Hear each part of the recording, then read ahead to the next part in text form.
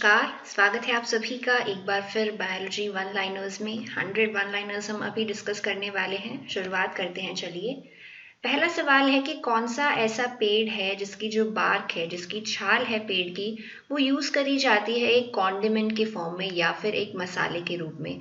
तो सिनेमन जो है, दालचीनी की जो बार्क होती है, वो यूज़ करी जाती है मसालों के फॉर्म में। ठीक है, तो ये क्वेश्चन याद रखें। अगला है कि गोल्ड रिवॉल्यूशन जो था, स्वर्ण क्रांति जो थी, वो किससे संबंधित थी? ये जो स्वर्ण क्रांति है, ये संबंधित थी हॉर्टिकल्चर से, बागवानी से। ठीक है। अगला है कि जिस एक पर्सन है उसको हाइपरमेट्रोपिया है, तो आपको क्या करना है, या तो आप मायोपिया के बारे में याद रखिए या फिर आप हाइपरमेट्रोपिया के बारे में याद रखिए। तो मायोपिया के बारे में हम पहले बात कर चुके हैं कि मायोपिया जिस पर्सन को होता है उसको दूर की चीज़ें जो है वो क्लियरली दिखाई नहीं देती हैं। अब सवाल पे चलते हैं। हाइपरमेट्रोपिया के लिए पूछा है कि अगर जिस पर्सन को हाइपरमेट्रोपिया है उसको कोई चीज़ पढ़नी है तो उसको कितनी डिस्टेंस पे रखनी चाहिए उसको, ताकि वो आराम से पढ़ सके उसे। तो उसे 25 सेंटीमीटर पे रखनी चाहिए वो चीज़, अपने जो भी वो पढ़ रहे हैं उसकी कंफर्टेबल रीडिंग के लिए। इंटरनल फर्टिलाइजेशन से आप क्या समझते हैं? इंटरनल फर्टिलाइजेशन जो है वो ह्यूमन बॉडी या फिर फीमेल बॉडी के अंदर होता है हमेशा, यानी कि मेल और फीमेल गैमेट्स का जो फ्यूजन हो रहा है वो फीमेल बॉडी के अंदर होता है।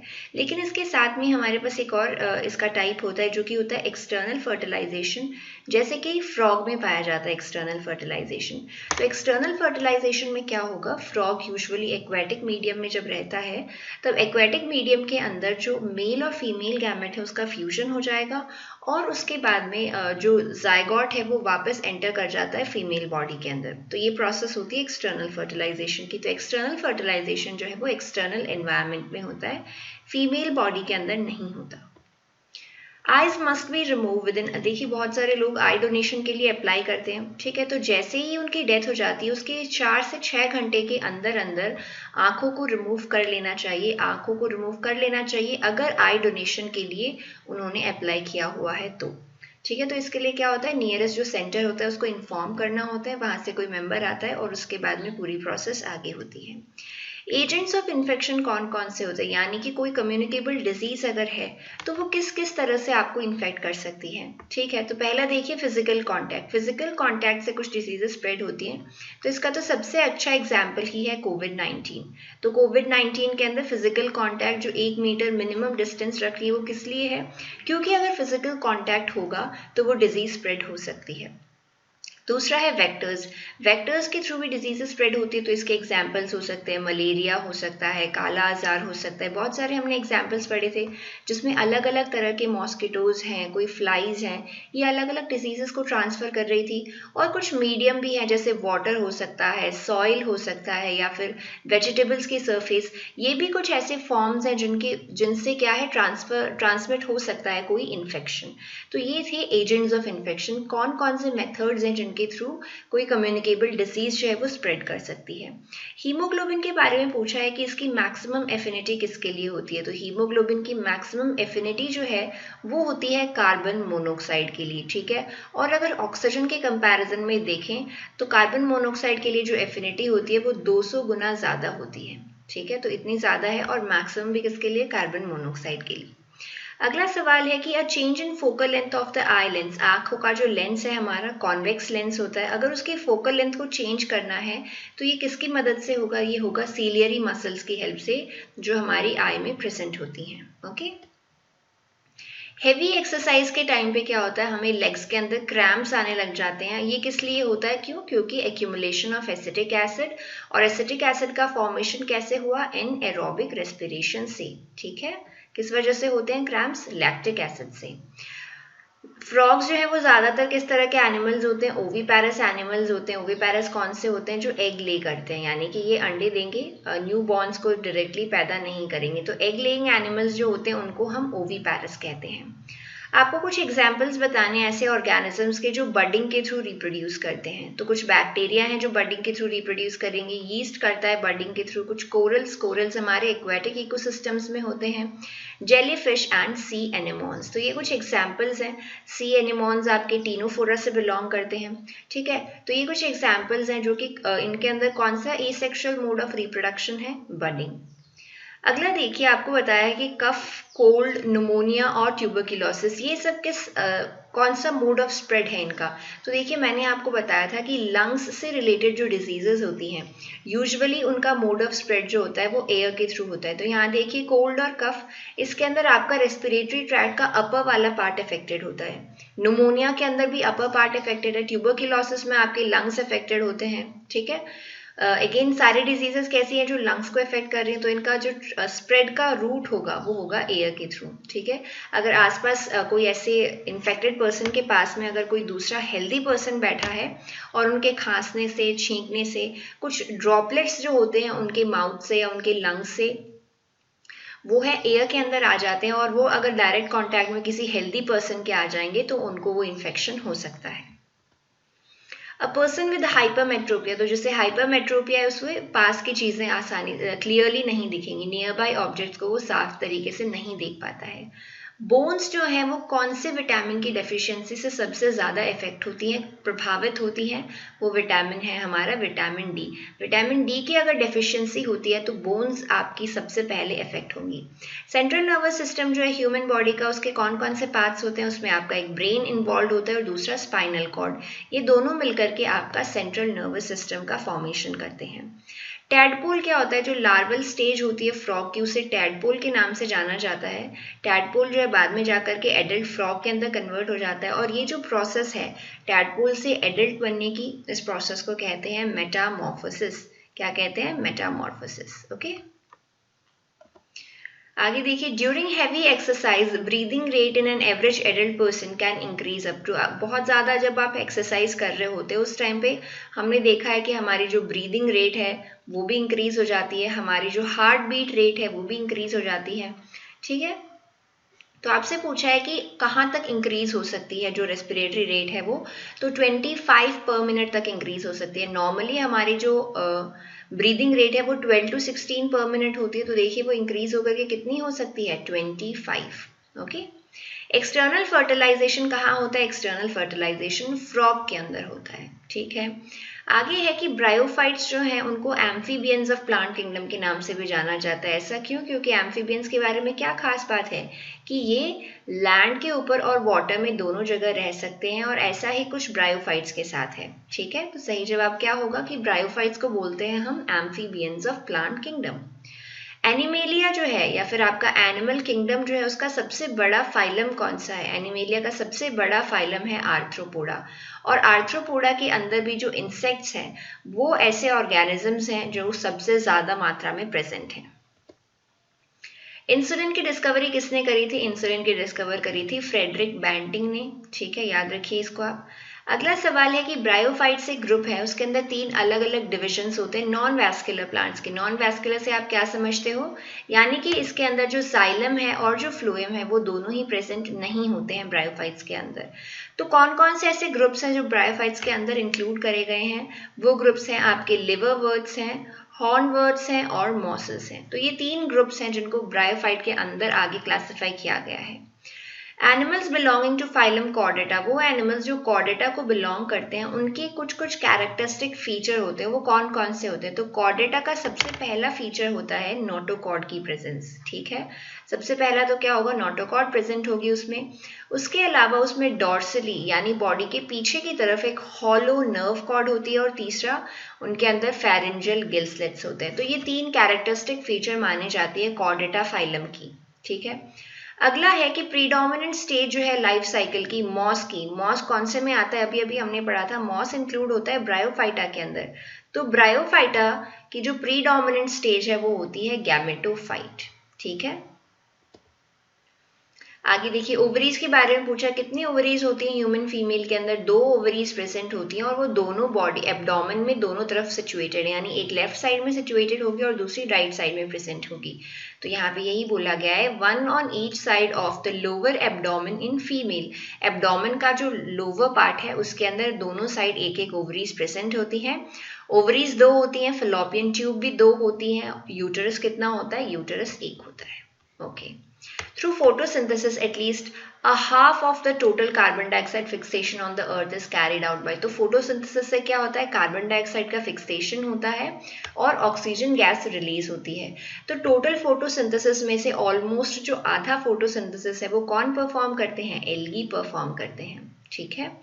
कुछ ऑर्गेनिजम्स ऐसे होते हैं which can tolerate and thrive in narrow range of temperatures, जो क्या है कि बहुत ही नैरो रेंज ऑफ टेम्परेचर्स की जो रेंज है केवल उसी के वो टॉलरेट कर पाते हैं. तो ऐसे ऑर्गेनिजम्स को हम क्या कहते हैं, ऐसे ऑर्गेनिजम्स को हम कहते हैं स्टीनोथर्मल. ठीक है, स्टीनोथर्मल. और जो ज़्यादा टेम्परेचर रेंजेस को टॉलरेट कर जाते हैं उनको हम कहते हैं यूरीथर्मल. ठीक है. Animals in which cells are arranged in 3 embryonic layers, तो 3 embryonic layers कौन कौन सी होती हैं, एक्टोडर्म होती है, एंडोडर्म होती है और मीजोडर्म होती है. तो ऐसे एनिमल्स जिनके अंदर ये तीनों लेयर्स पाई जाती हैं उनको हम बोलते हैं ट्रिप्लोब्लास्टिक. क्योंकि 3 लेयर है तो हमने ट्राई यूज कर लिया और पूरा नाम क्या हो गया, ट्रिप्लोब्लास्टिक. कुछ एग्जाम्पल्स आपको यहाँ पे दिए हुए हैं कि लोकस्ट है, बटरफ्लाई है, स्कॉर्पियन है, प्रॉन है, इसके साथ में अगर मैं बोलूँ हाउस फ्लाई है, मॉस्किटो है. तो ये कौन से फाइलम के एग्जाम्पल्स हैं, तो ये सारे के सारे आर्थ्रोपोडा के एग्जाम्पल्स हैं. आर्थ्रोपोडा के अंदर जितने भी इस तरह के मतलब इंसेक्ट्स वगैरह हैं वो सारे कहाँ पे आते हैं, आर्थ्रोपोडा के अंदर. फियोफाइसी, जो फियोफाइसी वर्ड यूज किया जाता है वो किस तरह की एल्गी के लिए यूज किया जाता है, ब्राउन एल्गी को दूसरे नाम से जो जाना जाता है that is Phaeophyceae. Chlorophyceae, chloro क्योंकि हम जानते हैं ग्रीन कलर के लिए यूज होता है. ठीक है. या फिर क्लोरोफिल जहाँ कहीं भी होता है वहाँ ग्रीन कलर होता है, तो chlorophyceae is for green algae. Then rhodophyceae, rhodophyceae भी किसके लिए होगा, रेड एल्गी के लिए होगा. तो अदर नेम्स हैं ये इनके एल्गी के लिए. ओके. यूट्रस की अगर हम बात करें तो यूटरस जो है फीमेल्स के अंदर एक ही होता है. ठीक है. उसके अलावा मैंने बात करी कि फेलोपियन ट्यूब्स जो है वो 2 होती हैं, ओवरी जो है वो 2 होती हैं. ओके. आपको 3 अलग अलग जेनरा दिए हुए हैं, एक सोलैनम है, एक पेटूनिया है और एक दतूरा है. ये तीनों जो जीनस हैं ये कौन सी फैमिली में बिलोंग करते हैं, तो सोलानम अगर आपने देखा होगा तो सोलानम ट्यूबरोसम ये पोटैटो का नाम है. इसी तरह ब्रिंजल का जो नाम है बैंगन का वो भी सोलानम से ही शुरू होता है. देन पेटूनिया है, दतूरा है. तो ये तीनों कौन सी फैमिली को बिलोंग करते हैं, बिलोंग करते हैं सोलनेसी फैमिली को. ठीक है. ब्रिंजल अगर आपको मालूम हो तो वेजिटेबल्स का किंग कहलाता है brinjal. Okay. In each testes, male reproductive system में जो टेस्टीज प्रेजेंट हैं उसके अंदर ऑलमोस्ट 250 कंपार्टमेंट प्रेजेंट हैं. इन कंपार्टमेंट्स को बोलते हैं टेस्टिकुलर लोब्यूल्स. और इन टेस्टिकुलर लोब्यूल्स के अंदर सेमिनिफरस ट्यूब्यूल्स प्रेजेंट होती हैं और उन सेमिनिफरस ट्यूब्यूल्स के अंदर एक्चुअली फॉर्मेशन होता है स्पर्म्स का. ओके. सेक्सुअल रिप्रोडक्शन जो एल्गी में है उसके बारे में बोला गया है कि यहाँ पे जो गैमेट्स होते हैं वो दोनों सिमिलर साइज के होते हैं. तो ह्यूमन बींग्स में हमने देखा कि ओवम का साइज बड़ा होता है और वहीं पे जो स्पर्म है वो स्मॉलेस्ट सेल है ह्यूमन बॉडी का और जो ओवम है वो लार्जेस्ट सेल है ह्यूमन बॉडी का. लेकिन एल्गी के बारे में आपको क्वेश्चन में बोला है कि यहाँ पे जो गैमेट्स होते हैं दोनों सेम होते हैं. तो सेम होने की वजह से हम इनके लिए कौन सा वर्ड यूज करेंगे, आइसोगैमस. गैमस हमने यूज किया है गैमेट के लिए और आइसो का मतलब होता है सिमिलर या फिर सेम. ओके. और अगर आपको ये बोला जाए कि सेक्सुअल रिप्रोडक्शन जैसे ह्यूमन बींग्स में है उसमें गैमेट्स का साइज सिमिलर नहीं है तो उसके लिए आप कौन सी टर्म यूज कर सकते हो, तो उसके लिए हम यूज कर सकते हैं एन आइसोगैमस. ठीक है. तो ह्यूमन बींग्स के अंदर किस तरह का बोलेंगे हम, ह्यूमन बींग्स में बोलेंगे हम एन आइसोगैमस. आगे देखिए, a few organisms can tolerate and thrive. जो wide range of temperatures tolerate कर सकते हैं उनको हम क्या बोलेंगे, यूरीथर्मल. और नैरो रेंज वाले को हमने क्या बोला था, स्टीनोथर्मल. सर्कुलेटरी सिस्टम की डिस्कवरी किसने करी थी, विलियम हार्वे ने सर्कुलेटरी सिस्टम की डिस्कवरी करी थी. ठीक है. मल्टीसेलुलर ऑर्गेनिजम्स कौन से होते हैं जिनके अंदर एक से ज्यादा सेल्स पाई जाती हैं, organisms that consist of more than one cell. Mollusca जो है सबसे बड़ा हमने फाइलम बोला आर्थ्रोपोडा है और आर्थ्रोपोडा के बाद में जो सबसे बड़ा फाइलम है वो कौन सा है, Mollusca is the second largest phylum, second largest animal phylum. Phloem fibres जो है वो किसके बने हुए होते हैं, चाहे आपको फ्लोएम फाइबर्स पूछो चाहे आपको जाइलम फाइबर्स पूछो, दोनों ही स्क्लेरेनकाइमा से बने हुए होते हैं. और स्क्लेरेनकाइमा का फंक्शन क्या होता है, स्क्लेरेनकाइमा का फंक्शन होता है सपोर्ट प्रोवाइड करना, मैकेनिकल सपोर्ट. आगे आपको दिया है कि लायन, लेपर्ड एंड टाइगर ये सारी स्पीसीज जो है इनका जीनस कौन सा है, इनका जीनस है पैंथेरा. और इनके साइंटिफिक नेम्स होते हैं Panthera leo, Panthera pardus and Panthera Tigris. तो यहाँ पे जो पहला नाम आपको कॉमन दिखा तीनों में, पैंथेरा, पैंथेरा और पैंथेरा, तो पहला नाम जो होता है साइंटिफिक आपकी नेमिंग के अंदर या बायनोमियल नॉमेनक्लेचर में वो किसको रिप्रेजेंट करता है, जीनस के नेम को। और इन तीनों एनिमल्स का जीनस क्या है, पैंथेरा। ओके, जैसे थोड़ी देर पहले मैंने आपको बताया था सोलानम ट्यूबरोसम जो कि आपका पोटैटो का नाम था, इसी तरह सोलानम जो वर्ड है वो आपके ब्रिंजल में भी आता है। ओके, सो दोनों इनका भी क्या है, जीनस सेम है। ठीक है, आगे देखिए आपको बताया कि टीनिया टेप वर्म जो है सबसे पहले तो प्लेटीहेल्मिन्थेस को बिलोंग करता है और Fasciola liver fluke, sorry Aschelminthes में बिलोंग करते हैं दोनों ही, Platyhelminthes, I am really very sorry. Taenia जो टेप वॉर्म है और फेसियोला लिवर फ्लूक, तो ये दोनों ही क्या है, ये पैरासिटिक होते हैं और ह्यूमन बॉडी के अंदर रहते हैं ये, और ये दोनों एग्जाम्पल हैं प्लेटीहेल्मिन्थेस फाइलम की। ठीक है, okay. About 2/3 of all the named species on Earth, अर्थ के ऊपर 2/3 जो नामांकित प्रजातियां हैं वो कौन सी हैं, आर्थ्रोपोड्स हैं। यानी कि आर्थ्रोपोडा जो है वो इतने ज़्यादा हैं कि इनकी जो अब तक डिस्कवरी हो चुकी है वो टोटल डिस्कवर्ड एनिमल्स की 2/3 है। ओके, द ह्यूमन ब्रेन जो है वो 3 पार्ट्स में डिवाइडेड है, ब्रेन स्टेम है, सेरिबेलम है और सेरिब्रम है। इनमें से जो सबसे बड़ा पार्ट है वो कौन सा होता है, सेरिब्रम। पोटैटो, टोमेटो और ब्रिंजल, देखिए नाम यहाँ पे आ गया, मैंने तो पोटैटो और ब्रिंजल ही बोला था आपको। इन दोनों का जो जीनस है वो सेम है और वो कौन सा है, सोलानम जीनस। तो अगर आपको इनका साइंटिफिक नेम याद नहीं है तो कोई ज़रूरत नहीं है, बट एटलीस्ट हम ये याद रख सकते हैं कि इन तीनों का जीनस जो है वो क्या है, सोलानम। जो सबसे पहले जाइलम बनता है, जो भी प्लांट्स है उनके अंदर शुरू में जो बनता है वो जाना जाता है प्रोटोजाइलम के नाम से, फर्स्ट फॉर्म प्राइमरी जाइलम। ठीक है, प्राइमरी ग्रोथ के टाइम पे ही बनेगा, उसके बाद में सेकेंडरी ग्रोथ होनी शुरू हो जाती है। तो बाद में जो प्राइमरी सिस्टम जो है, जो जाइलम के अंदर और जो फॉर्मेशन होगा जाइलम का, उसको हम किस नाम से जानते हैं, मेटाजाइलम के नाम से। एनालिड और आर्थ्रोपोड जो एनिमल्स हैं इनके अंदर बाइलेटरल सिमेट्री होती है। बाइलेटरल सिमेट्री का ये मतलब है कि अगर मान लीजिए मैंने एक ऑर्गेनिज्म बनाया है, इसको अगर आप बीच से काटोगे एकदम, तो ये 2 इक्वल पार्ट्स के अंदर डिवाइड हो जाएगा। लेफ्ट पार्ट और जो राइट पार्ट होगा वो एकदम आइडेंटिकल होंगे एक दूसरे को, उसको बोलते हैं बाइलेटरल सिमेट्री। तो बाइलेटरल सिमेट्री जो है वो ह्यूमन बींग्स में भी प्रेजेंट होती है। Okay, plant cell wall is mainly composed of lipids. Lipids जो है वो सबसे मेन कंस्टिट्यूएंट होता है प्लांट सेल वॉल का। न्यूमैटोफोर्स के बारे में पूछा है, न्यूमैटोफोर्स एक तरह की रूट्स होती हैं और इनको ब्रीदिंग रूट्स के नाम से भी जाना जाता है, और ये ज़्यादातर मैंग्रोव्स के अंदर होती है। तो मैंग्रोव्स क्या होता है, दलदली इलाके में ग्रो करते हैं। तो देखिए ये प्लांट अगर है तो इसकी रूट्स नॉर्मली ऐसे ग्रो कर रही थी, सब प्लांट्स की ऐसे ही ग्रो करती है, पर क्या होता है यहाँ पे, क्योंकि दलदली एरिया होने की वजह से ये जो इनका एटमॉस्फेयर है सॉइल वाला, यहाँ पे ऑक्सीजन की मात्रा बहुत ही कम होती है। तो क्या होती है, ये रूट्स इस तरह से ऊपर ग्रो करने लग जाती हैं। ठीक है, और ऊपर ग्रो करने के बाद में इनमें यहाँ पे छोटे छोटे पोर्स प्रेजेंट होते हैं जहाँ से ये ऑक्सीजन लेती हैं। तो जो रूट्स होती हैं प्लांट्स की, उनको भी ऑक्सीजन ज़रूरी होती है, और इस वजह से इन रूट्स का नाम पड़ गया है न्यूमैटोफोर्स। और ब्रीदिंग रूट्स क्यों बोला इनको, क्योंकि नीचे इनको सांस नहीं आ रही थी तो इनको ऊपर आना पड़ा ऑक्सीजन के लिए, ब्रीद करने के लिए, सांस लेने के लिए। ठीक है, और एक इसमें प्रेजेंट होती है मैंग्रोव्स के अंदर, जो दलदली इलाके में जो पेड़ होते हैं उनके अंदर। ओके, आगे देखिए बायोकेमिकल ऑक्सीजन डिमांड, BOD के बारे में पूछा है। बायोकेमिकल या बायोलॉजिकल ऑक्सीजन डिमांड, 2 नाम इसके हो सकते हैं। ये क्या होता है, कितनी हमें ऑक्सीजन की ज़रूरत पड़ेगी जब यहाँ पे जो एनारोबिक माइक्रो ऑर्गेनिज्म है वाटर में, वो जितना भी ऑर्गेनिक मैटर है उसको डीकम्पोज करेंगे। तो जितना ज़्यादा पोल्यूशन होता है बायोकेमिकल ऑक्सीजन डिमांड उतनी ही होती है। तो देखिए यहाँ पे सवाल में देखिए BOD एक्चुअल में है क्या, ये एक तरह की ऑक्सीजन डिमांड है, और ये डिमांड कौन कर रहा है इस ऑक्सीजन की, ये डिमांड कर रहे हैं बैक्टीरिया। कौन से बैक्टीरिया, एरोबिक बैक्टीरिया या फिर माइक्रो ऑर्गेनिजम्स बोल दो। और ये बैक्टीरिया क्या करने वाले हैं, जितना भी वेस्ट प्रोडक्ट्स या जितना भी डीकम्पोज होने वाला और टुकड़ों में तोड़ने वाला जितना भी ऑर्गेनिक मैटर वाटर में प्रेजेंट है उसको ये तोड़ देंगे और जो पोल्यूटेंट्स का अमाउंट है उसको थोड़ा कम कर देंगे। फंगस की स्टडी को किस नाम से जाना जाता है, माइकोलॉजी के नाम से जाना जाता है फंगस की स्टडी को। और अगर एल्गी होगा तो एल्गी की स्टडी को हम जानेंगे फाइकोलॉजी के नाम से। ओके, अगला देखिए यूनिसेलुलर ऑर्गेनिज्म जो है उसमें मोड ऑफ रिप्रोडक्शन क्या होगा।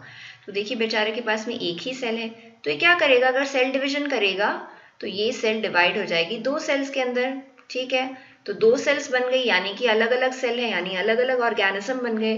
तो यूनिसेलुलर ऑर्गेनिज्म जो है वो सेल डिविजन से आराम से मल्टीप्लाई कर सकते हैं। तो उनके अंदर जो मोड ऑफ रिप्रोडक्शन होता है वो सेल डिविजन ही होता है, कोशिका विभाजन ही होता है। एंटासिड्स क्या होते हैं? एंटासिड्स यानी एसिड्स को खत्म करने वाले, ये होते हैं आपके इनडाइजेशन को ट्रीट करने के लिए। जब एसिडिटी हो जाती है, इनडाइजेशन रहता है, तो उसको ट्रीट किया जाता है एंटासिड्स की मदद से। नॉन कम्युनिकेबल डिजीज कौन सी होती है? ये नॉन इन्फेक्शियस होती है और नॉन ट्रांसफरेबल होती है। जैसे हमने बात करी थी कि वेक्टर्स के थ्रू स्प्रेड हो सकती हैं डिजीज, वाटर के थ्रू या एयर के थ्रू स्प्रेड हो सकती हैं, या फिर फिजिकल कांटेक्ट से स्प्रेड हो सकती है। तो ये डिजीजेस जो है इनसे स्प्रेड नहीं होती हैं। जैसे एक एग्जांपल है कैंसर।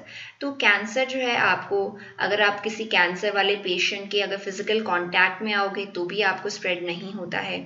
उसके अलावा अगर कोई वेक्टर के थ्रू भी कैंसर स्प्रेड नहीं होता है, वाटर के थ्रू, एयर के थ्रू, इनसे भी कैंसर का कोई भी स्प्रेड नहीं होता है। ठीक है, तो ये अगर आपको कोई प्रॉब्लम हो रही है जो नॉन कम्युनिकेबल डिजीज है, तो वो उसके पीछे रिस्पॉन्सिबल सिर्फ आप और आपकी बॉडी है, और कोई भी वेक्टर, कोई भी और पर्सन नहीं है। रेड रॉट एक डिजीज है। कौन सी, किसकी डिजीज है? ये शुगर केन से रिलेटेड एक डिजीज है। अल्ट्रावायलेट रेज जो सन से आती हैं, ये सबसे ज्यादा हार्मफुल इफेक्ट किस पे डालती हैं? स्किन पे डालती है, और इस वजह से ये स्किन कैंसर भी कॉज कर सकती हैं। ओके, कैंसर किस तरह की डिजीज है? कैंसर एक नॉन कम्युनिकेबल डिजीज है। It is non communicable in nature. Connective tissues कौन कौन से हमारी बॉडी में? तो ब्लड, बोन और कार्टिलेज, ये 3 कनेक्टिव टिश्यू हैं जो हमारी बॉडी में प्रेजेंट है। एनालिडा फाइलम के अंदर क्या होता है? Segmented body. जैसे एनालिडा का एक मेंबर है अर्थवर्म। अर्थवर्म अगर आपने कभी देखा होगा तो इस तरह की उसकी स्ट्रक्चर होती है, और उसके अंदर सबसे इंपॉर्टेंट चीज जो हम यहाँ पे बात कर रहे हैं सेगमेंटेड बॉडी की, तो उसमें इस तरह से लाइनिंग प्रेजेंट होती है। मतलब बॉडी के पूरे पोर्शन के अंदर ही ऐसे लाइनिंग होती है।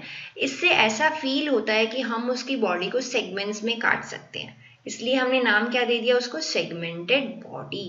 ओके, आगे देखिए साइनैप्स क्या होता है? साइनैप्स 2 न्यूरॉन्स के बीच का जो गैप होता है उसको हम बोलते हैं। तो 2 न्यूरॉन्स के बीच में जो गैप होगा दैट इज साइनैप्स। जो कैटल्स होते हैं वो क्या करते हैं? जल्दी जल्दी ग्रास को स्वॉलो कर जाते हैं, जो घास है उसको तेजी से निगल जाते हैं।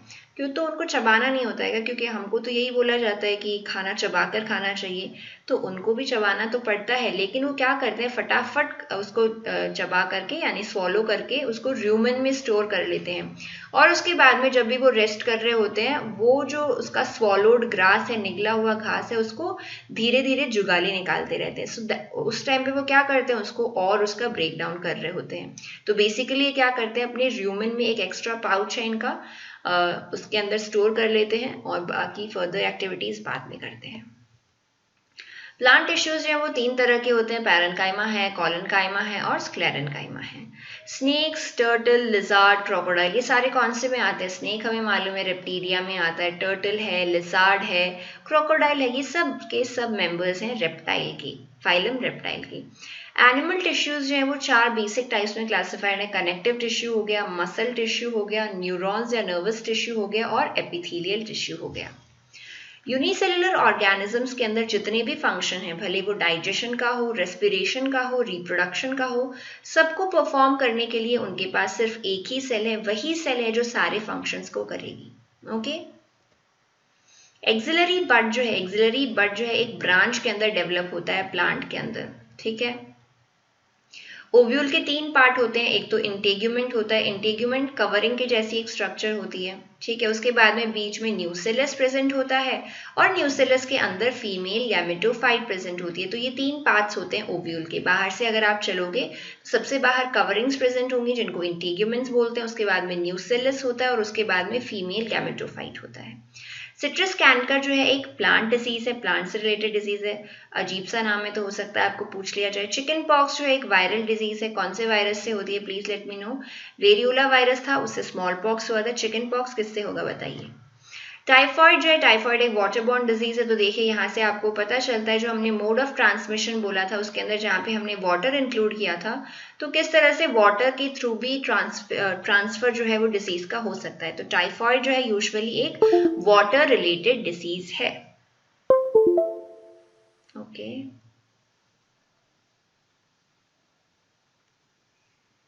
Sorry. Besides nutrients our body, nutrients के अलावा आपकी बॉडी को कौन कौन सी चीज़ों की और रिक्वायरमेंट होती है, वो है डाइटरी फाइबर्स और वाटर। बक्कल कैविटी जो है आपका, बक्कल कैविटी आपके कौन से सिस्टम का एक पार्ट है, तो बक्कल कैविटी हमारे डाइजेस्टिव सिस्टम का एक पार्ट है। यहाँ पे डाइजेशन की एक्टिविटीज होती हैं। अमीबा जो है अपना फूड डाइजेशन कैसे करेगा, क्योंकि अमीबा में क्या है, एक ही सेल है, और थोड़ी देर पहले हमने बोला कि अगर यूनिसेलुलर है तो वही सेल उसमें डाइजेशन करेगी, रेस्पिरेशन करेगी, सब कुछ काम वही करने वाली है। तो अमीबा के अंदर एक फूड वैक्यूल होता है जो प्रोसेस करता है, जो कि फंक्शन परफॉर्म करता है डाइजेशन का। फीमेल गैमेट्स को हम ओवा के नाम से जानते हैं, ओवा या फिर ओवम, ठीक है। फीकल मैटर जो है वो फाइनली आपके एनस के थ्रू रिमूव हो जाता है टाइम टू टाइम। इस प्रोसेस को किस नाम से जाना जाता है, this process is known as egestion और डीफिकेशन, ठीक है। ये दो नाम हम इसके लिए यूज कर सकते हैं, जो कि लास्ट प्रोसेस होती है हमारे डाइजेशन की, जो 5 स्टेप्स हैं उनके अंदर। कुछ डिजीजेस के नाम आपको यहाँ पे दिए हुए हैं, सिट्रस कैंकर है, rust of wheat and yellow vein mosaic of भिंडी या फिर ओकरा। ये कुछ आपको डिजीजेस के नाम दिए, तो जैसे व्हीट और भिंडी देख करके आपको पता चल गया होगा कि ये प्लांट डिजीजेस है, और सिट्रस कैंकर जो है ये एक्चुअली आपके लेमन की एक डिजीज होती है। तो ये तीनों ही क्या है, प्लांट डिजीजेस के नेम्स हैं।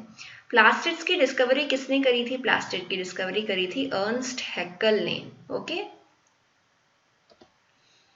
यूरिक एसिड जो है ये मेन नाइट्रोजनस वेस्ट होता है बर्ड्स का। तो ये बात हम पहले कर चुके थे कि बर्ड्स जो है वो यूरिक एसिड सीक्रेट करते हैं, इसीलिए इनको यूरिकोटेलिक भी बोला जाता है, ठीक है। तो यूरिकोटेलिक ना याद रहे तो भी चलेगा, बट ये याद रखना है कि यूरिक एसिड जो है मेन नाइट्रोजनस वेस्ट होता है बर्ड्स का।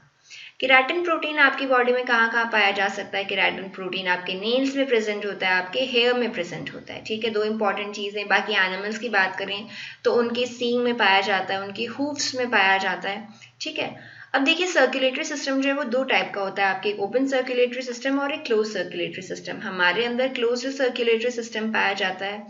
ओपन सर्कुलेटरी सिस्टम में क्या होता है, ओपन सर्कुलेटरी सिस्टम में ऐसा नहीं होता है कि हार्ट से रेगुलरली ब्लड वेसल्स निकल रही हैं, फिर वो फाइनली कहीं ना कहीं जाकर के वापस हार्ट में आ जाती है। ये पूरा जो क्लोज्ड सिस्टम है इसे बोलते हैं क्लोज्ड। लेकिन ओपन सर्कुलेटरी सिस्टम के अंदर क्या होता है, ये जो ब्लड वेसल्स हैं ये यहाँ पे जाकर के ओपन हो जाती हैं, और ये ब्लड जो है कभी भी वापस हार्ट के अंदर नहीं आता है। तो इसे हम बोलते हैं ओपन सर्कुलेटरी सिस्टम। और यहाँ पे हर तरह का जो ब्लड है, सारे फ्लूइड्स हैं वो मिक्स हो जाते हैं ऑर्गेनिज्म में जाकर के।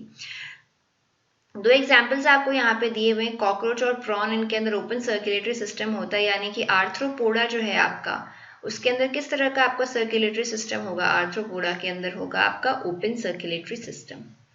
Body undergoes changes leading to reproductive maturity, body के अंदर जो बहुत सारे चेंजेस आते हैं which leads to reproductive maturity, वो कौन सी एज में होते हैं, वो होते हैं किशोरावस्था में या फिर एडोलेसेंस में। स्टार फिश जो है, क्या ये एक फिश है, अब आप ये नहीं बोलोगे कि फिशेस को बिलोंग करती है, स्टार फिश एक फिश नहीं है, ये आती है एकाइनोडर्मेटा के अंदर, ठीक है। यूरिन जो है ह्यूमन बॉडी के अंदर कहाँ पे स्टोर होता है, यूरिन कुछ टाइम के लिए यूरिनरी ब्लैडर के अंदर स्टोर होता है, उसके बाद में उसको वॉइड कर दिया जाता है, ठीक है। स्वीट पोटैटो जो है आपका, चुकंदर किसका एग्जाम्पल है, स्वीट पोटैटो जो है एक ट्यूबर रूट का एग्जाम्पल है, okay. Sweet potato is not चुकंदर by the way, sweet potato is that, नाम याद नहीं आ रहा मुझे, स्वीट पोटैटो एग्जाम्पल है एक ट्यूबर रूट का, ओके। विंटर स्लीप जो है, हाइबरनेशन को विंटर स्लीप के नाम से भी जाना जाता है, और समर स्लीप को एस्टाइवेशन के नाम से भी जाना जाता है। अब ये दोनों हैं क्या, इन दोनों के अंदर क्या होता है, ये स्टेट ऑफ इनएक्टिविटी होती है, या फिर इन स्टेट्स के अंदर बहुत ही लो मेटाबॉलिक प्रोसेस होते हैं, और ये अलग अलग सीजन्स के अंदर होती है ऑर्गेनिजम्स के अकॉर्डिंग। जैसे देखिए पोलर बियर है आपकी, पोलर बियर में हमें मालूम है कि पोलर्स जो हैं उनके ऊपर ठंड जो है वो बहुत ज़्यादा पड़ती है। तो पोलर बियर क्या करता है, जब विंटर सीजन आता है तो ये डोमेसी में चला जाता है, तो उस टाइम पे क्या होगा, इसकी मेटाबॉलिक एक्टिविटी बहुत ही ज़्यादा कम हो जाती है। और इसी तरह से आपने देखा होगा विंटर स्लीप जो है वो लिजार्ड्स में भी पाया जाता है। तो विंटर के टाइम पे आपको घर में छिपकलियाँ बहुत ही कम देखने को मिलती हैं। ऐसा क्यों, क्योंकि वो एक लो मेटाबॉलिक फेज में चली जाती है, डोमेसी में चली जाती है, ठीक है। इसी तरह से समर स्लीप जो है वो एस्टाइवेशन, वो फ्रॉग में देखने को मिल सकती है, ठीक है। तो फ्रॉग भी ज़्यादा रेनी सीजन में दिखाई देते हैं, समर में हमें विजिबल नहीं होते हैं। तो ये उनका मेथड है कि किस तरह से वो जो एक्सट्रीम कंडीशंस हैं उनसे कैसे डील करेंगे। तो ये चीज़ें जो है वो ह्यूमन बींग्स में नहीं पाई जाती हैं, क्योंकि हम कैसे हैं, वार्म ब्लडेड एनिमल्स हैं। तो हाइबरनेशन और एस्टाइवेशन यही है, एक तरह की डोमेसी, जैसे सीड्स के अंदर डोमेसी होती है, उससे मिलती जुलती एक प्रोसेस एनिमल्स के अंदर है, जहाँ पे मेटाबॉलिक प्रोसेस बहुत ही लो हो जाती है इनकी। लीव्स का जो अरेंजमेंट है एक प्लांट के ऊपर, उसको किस नाम से जाना जाता है, उसको जाना जाता है फिलोटैक्सी के फॉर्म में। तो देखिए कुछ प्लांट्स जो होते हैं उनके अंदर इस तरह से लीव्स अरेंज्ड होती हैं एक नोड के ऊपर, ठीक है। कुछ में ऐसे होगा कि यहाँ पे सारी लीव्स इस तरह से गुच्छा बना के रखती हैं। तो इस तरह से अलग अलग अरेंजमेंट्स होते हैं, तो उनको हम बोलते हैं फिलोटैक्सी। एनर्जी जो है किसी भी फूड की हम किस फॉर्म में मेजर कर सकते हैं, हम कैलोरी में मेजर कर सकते हैं, और अगर बहुत ज़्यादा यूनिट्स हैं तो हम उसको किलो कैलोरी कर देंगे। एरिस्टोटल को जो है, अरस्तु को फादर ऑफ बायोलॉजी के नाम से जाना जाता है, फादर ऑफ जूलॉजी के नाम से भी जाना जाता है, ठीक है।